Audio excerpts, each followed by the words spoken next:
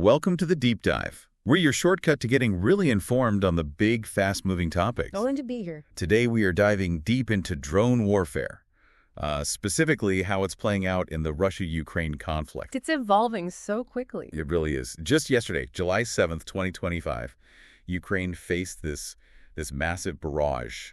101 Russian drones overnight, plus missiles. Yeah, the human cost was significant. 12 killed, 69 injured reported. Exactly. And that really sets the stage, doesn't it? Yeah. It brings the reality of this right to the forefront for our mission today. And that mission is, well, it's critical. We want to help you unpack how these drones have just fundamentally reshaped military strategy. Right. We'll get into the cutting-edge AI and machine learning that's being built into them now. And the internal effects, too, right, inside Russia. Yes. Surprisingly significant impacts there. And also how Ukraine is dealing with shifts in international support, really leaning into self-reliance. It's a huge technological race with major geopolitical ripples. So that immediate impact you mentioned, it just highlights how drastically things have changed on the ground. Mm-hmm. I mean, what started as, fairly simple tools for scouting. Just eyes in the sky, basically. Yeah, now it's morphed into these really diverse drone arsenals. Mm-hmm. Direct strikes, complex operations. Yeah.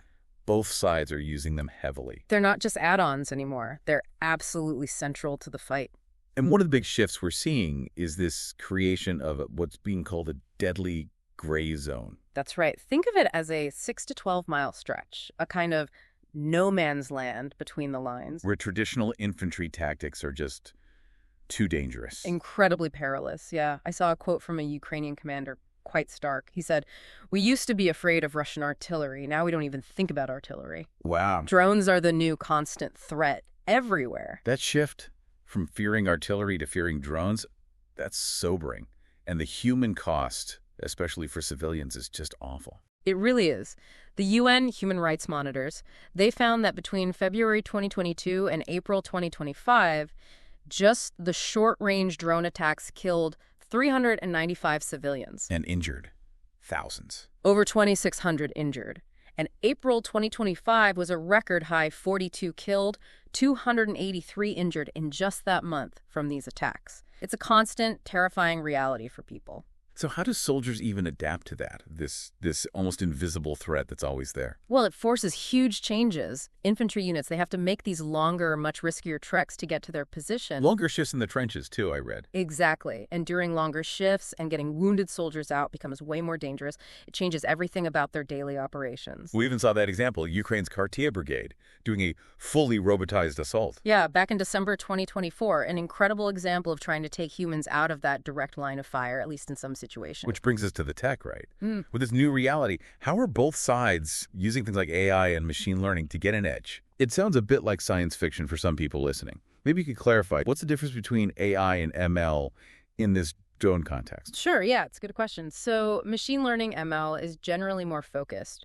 Think of it like training a system to get really good at one specific, often predictable task. Like hitting a target. Exactly. Target homing or navigating when GPS is jammed, that's a big one. ML is great for those kinds of defined problems. Okay. And AI? AI, artificial intelligence, is broader. It tackles more complex tasks that need something closer to human-like intelligence. Think autonomous target identification, deciding what is a target. Not just hitting it, but finding it and deciding. Right. Or making adaptive decisions on the fly in unpredictable situations, maybe even controlling swarms of drones coordinating together. AI is about the system learning and adapting more independently. And Ukraine, well, it seems like out of pure necessity, they've really jumped into these innovations. They absolutely have. Their main goal is pretty clear. Use autonomous systems to replace soldiers where possible. To save lives. Basically. To conserve their human forces, and overcome things like fatigue, which robots don't suffer from. For them, it's almost an existential need.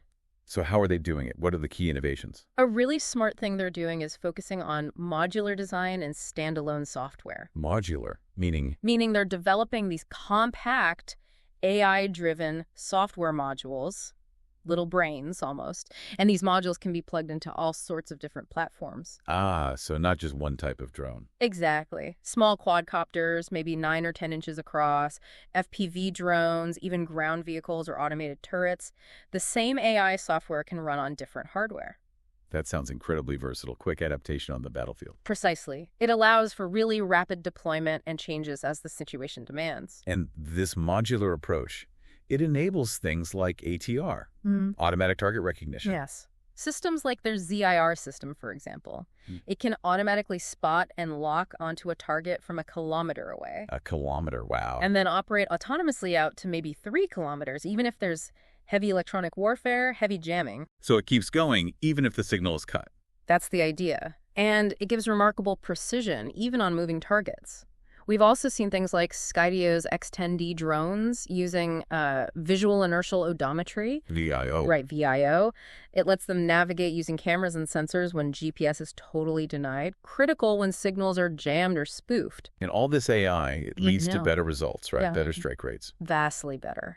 We're hearing that AI-enabled autonomous navigation and that final last-mile guidance, it's boosting success rates from maybe 10-20%. Which isn't great. And no, not at all. Boosting it up to 70 or even 80%. That's a game changer. It really is. Systems like the VGI-9 allow for semi-autonomous attacks. The drone does most of the work. Maybe the pilot just makes tiny adjustments at the end. And it's getting cheaper, too. I saw mention of a module for like $50. Yeah, developers like the Fourth Law are making these modules for maybe $50 to $100. They're working towards autonomous bombing where the drone can actually drop its payload and fly back. So it's reusable. Potentially, yes. And even on the long-range drones, like the Ludi strikes deep into Russia, they're using basic AI for anti-jamming and navigation, following like over 1,000 waypoints to try and sneak past air defenses. So what this all really paints a picture of is Ukraine moving towards a much more integrated, data-driven battlefield, doesn't it? Absolutely. It's not just about one drone being effective. It's about connecting everything, a sensor-to-shooter network. Where humans are augmented by the AI, not just replaced entirely. Exactly. It's a shift in command and control. And their approach to just gathering and analyzing data is, well, it's really interesting. Like the Delta system. Right, their cloud-based Delta system. It pulls in data from drones, satellites, other sensors. Then they have AI tools layered on top. The Avengers team. Yeah, an AI team analyzing drone footage, finding objects, tracking troop movements automatically. And the ZVUK system. That's the acoustic one, listening for drones. Yes, using AI to listen for the sound of drones up to almost 5 kilometers away. And it's cheap, like $500 a station. Reduces the need for radar, which is easily targeted. Incredible. And Griselda, processing communication. Right. AI analyzing intercepted texts, radio messages. They estimate it cuts down the human workload by something like 99%. Wow. And they even crowdsource intelligence with the EPPO mobile app. Civilians report potential air threats, and it helps provide warnings. It's a whole society effort, really. Okay, so that's Ukraine's approach, agile, innovative, leveraging AI everywhere. What about Russia? They're using AI too, but differently. They are pursuing AI, yes, but the strategy looks different. Often it seems to revolve around sheer mass attacks. Like the 101 drones just last night. Exactly. Or President Zelensky's report, in just 1 week, Russia launched something like 1,270 drones, 39 missiles, and nearly 1,000 of those big glide bombs. Volume is its own tactic. But they are incorporating AI tech, like machine vision. They are, in drones like the Lancet 3 UAVs. And they have new ones. The Tuvik light attack drones started production mid-May 2025, supposedly more resistant to electronic warfare. And swarms. I heard something about swarms. There was an observation back in May 2025, Russian forces fielding a swarm of 6 drones that could apparently select targets autonomously. So they are pushing towards coordinated operations. But there seems to be a difference in how they develop this stuff. Ukraine's more decentralized, Russia more top-down. That seems to be a key contrast. Russia has these big, centralized initiatives, Digital Sky of Russia, a state-controlled AI development center. Which sounds impressive, but maybe slow. It could be. That kind of bureaucracy might actually slow down the really rapid innovation you need for this stuff, especially compared to the volunteer groups and startups that gave Ukraine such an early boost. And does that maybe lead to effectiveness issues? We've heard reports about glitches. There have been reports, yes. Things like Lancet 3 drones sometimes hitting, debris near a tank instead of the tank itself. Which is not ideal. Not at all. That kind of inconsistency, it undermines trust in the system and wastes resources. It's a major problem if your smart weapon isn't reliably smart.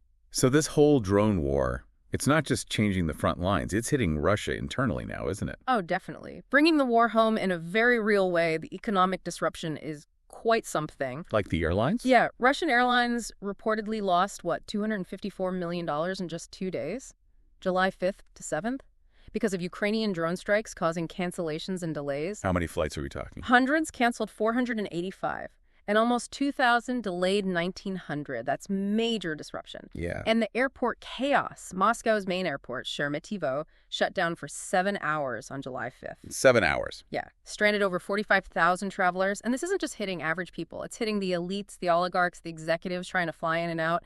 Their business as usual is getting seriously messed up. So that illusion, the idea that the war is something happening far away, it's shattering. It's collapsing. Especially for the elites, maybe. Jason Smart, correspondent for the Kiev Post, he put it well. He said the battlefield is now in the very heart of Russia. That's a powerful way to put it. A new reality for them. And it has political consequences. We saw the Russian transport minister, Roman Starovoyt, dismissed on July 7th.